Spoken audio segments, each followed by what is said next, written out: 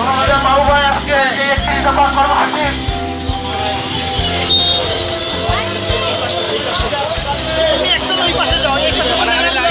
আজকে দেশের যারা তারেক রহমানের দিকে 31 দফা কর্মসূচি সেই 31 দফা কর্মসূচি না পড়ে তারা পড়াশোনার জন্য সহজ সাবলীল হয়, কর্মসংস্থান ভিত্তিক শিক্ষা ব্যবস্থা যেন হয়, বেকার থাকতে না হয়।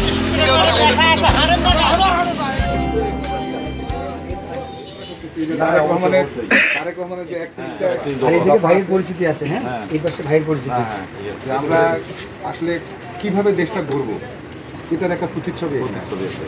আমাদের অ্যাক্টিং চেয়ারম্যান বারবার বলতেছে যে এটা আমাদের কমিটমেন্ট, যেগুলো আমরা ইনশাল্লাহ এই পূরণ করার জন্য আসলে আমরা সব মত পথকে আমরা কারণ আমরা দিন শেষে বিশ্বাস করি সবার আগে বাংলাদেশ।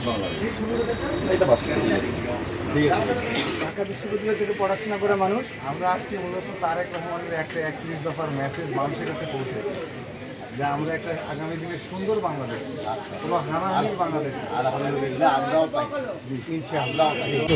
তো আমাদের তারেক রহমানের একটা 31টা পয়েন্ট আছে যেটার মধ্যে দিয়ে আগামী দিনের উনি বাংলাদেশটা করতে চায়। তো সেগুলো একটু মোটা দেখে অল্প একটা কথা বলবো, আপনারা একটু শুনবেন।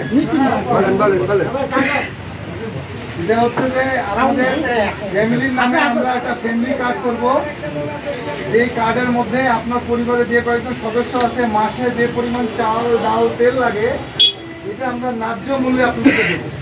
ঠিক আছে, আপনার ফ্যামিলির নামে গিয়ে আমাদেরকে আপনারা ভোট দেন, তাহলে আমরা কি আমরা করবো কি আপনার ফ্যামিলির জন্য একটা ফ্যামিলি কার্ড করবো, ওইখানে আগামীতে আমরা কিভাবে রাষ্ট্র পরিচালনা করবো জনগণের মুখে সবার সাথে পরামর্শ